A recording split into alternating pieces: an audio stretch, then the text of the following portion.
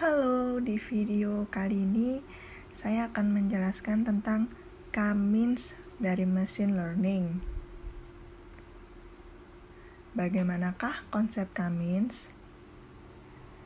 Konsep K-means adalah suatu metode penganalisaan data atau metode data mining yang melakukan proses pemodelan dan merupakan salah satu metode yang melakukan pengelompokan data dengan sistem partisi. Langkah-langkah K-means itu ada 6. Yang pertama yaitu menentukan nilai K, yang kedua menentukan nilai sentroid, yang ketiga menghitung semua jarak pada setiap sentroid, yang keempat setiap data memilih sentroid terdekat, yang kelima menentukan sentroid baru dengan menghitung nilai rata-rata, dan yang terakhir kembali ke langkah 3 jika posisi sentroid tidak sama. Langsung saja kita ke studi kasus. Oke, untuk kita langsung ke langkah pertama, yaitu menentukan data training dan nilai K. Di sini saya menggunakan data training berupa data iris berjumlah 150 data yang terdiri dari 3 spesies, yaitu spesies setosa, spesies versicolor, dan spesies virginica. Dan di masing-masing spesies ini terdapat data 50 data. Jadi setosa ada 50 data, versicolor 50 data, dan virginica 50 data. Dan untuk file data iris ini saya masukkan ke dalam directory yang sama dengan project ini ya. Jadi supaya mudah untuk pencarian data iris tersebut, jadi saya simpan di folder yang sama. Lalu langsung aja kita ke penjelasan programnya. Ini pertama-tama ada variabel training attribute, digunakan untuk menangkap nilai dari isi data iris, dan untuk variabel title attribute ini digunakan untuk menangkap nilai dari variabel-variabel yang ada pada data iris seperti petal length, petal width, sepal length, sepal width, seperti itu. Kemudian ada variabel data training. Nah, variabel ini dimana untuk menunjukkan letak file data iris. Yang tadi sudah saya singgung bahwa file data irisnya saya simpan sama dengan project ini supaya lebih mudah dalam pencariannya. Lalu selanjutnya adalah klaster sebagai wadah nilai.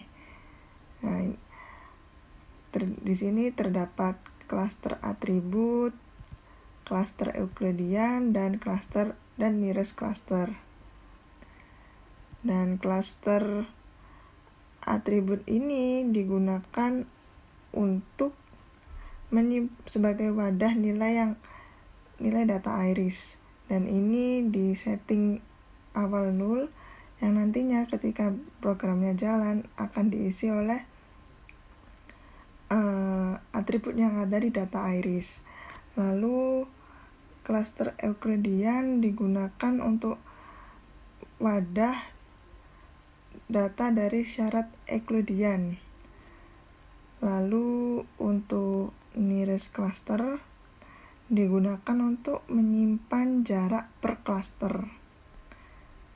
Oke, pertama kita melakukan penginputan data training yang didapat dari file CSV yang telah saya siapkan sebelumnya ya. Lalu data ini ditangkap dan di-load oleh function ini, setTrainData. Di function setTrainData ini digunakan untuk menghapus pada baris pertama, yaitu baris yang sepal length, sepal width itu tidak diikutkan dalam pemrosesan Cummins ini.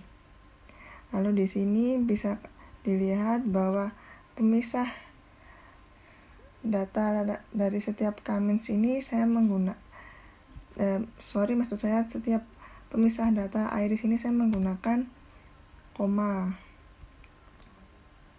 Lalu di sini ada beberapa exception.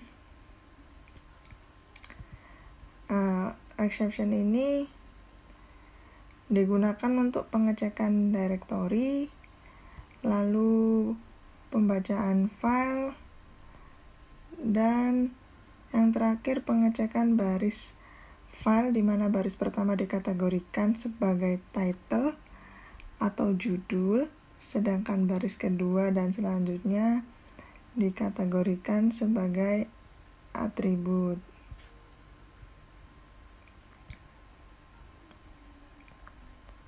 Di sini juga kita memanggil function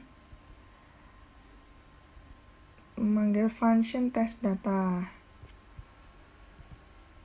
Di function test data ini adalah pada variabel K untuk menentukan berapa cluster yang ingin kita lakukan pada data iris. Jadi di test data ini menyimpan untuk digunakan menginputkan nilai K-nya atau jumlah klasternya.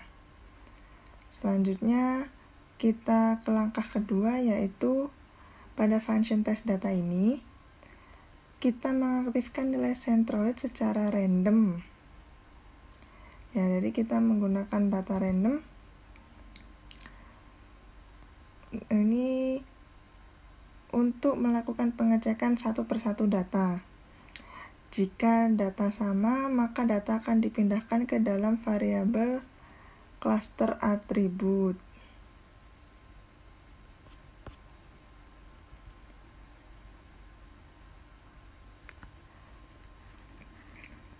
Lalu yang kemudian akan dijadikan parameter dalam function view.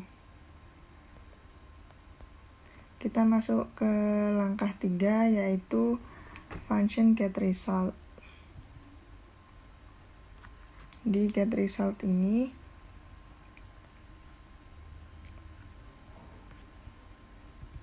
function getResult, di mana kita melakukan perhitungan jarak menggunakan Euclidean dan kembali diulang sampai data training habis.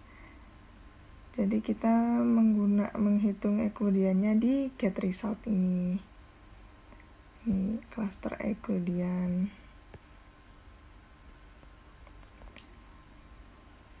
Nah, langsung saja kita masuk ke langkah keempat, yaitu setiap data memilih centroid terdekat menggunakan perulangan for. Lalu hasil akan dicetak pada function view data.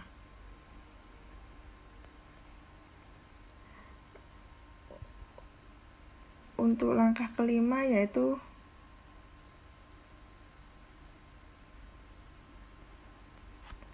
menentukan centroid baru menggunakan function reclustering.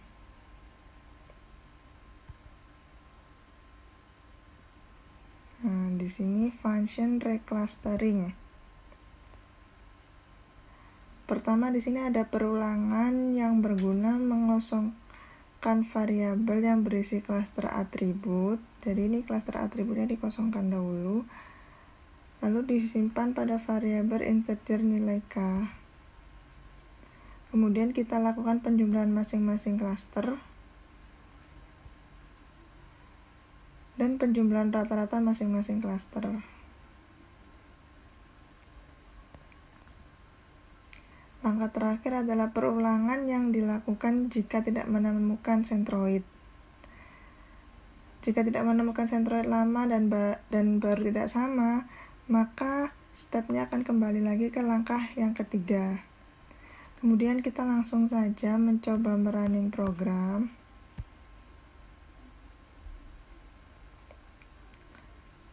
Ini di sini sudah data irisnya sudah di load. Sudah masuk 150 data. Lalu menentukan jumlah klaster. Jadi kita coba semisal klasternya 2. Nah, di sini akan muncul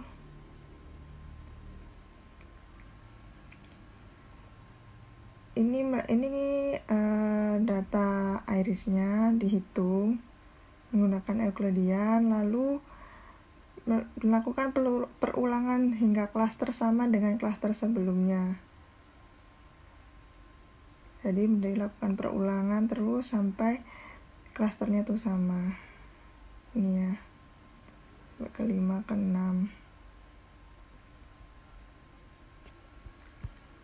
Oke, sekian penjelasan Kamins dari saya. Jika ada yang salah, mohon dimaafkan. Terima kasih.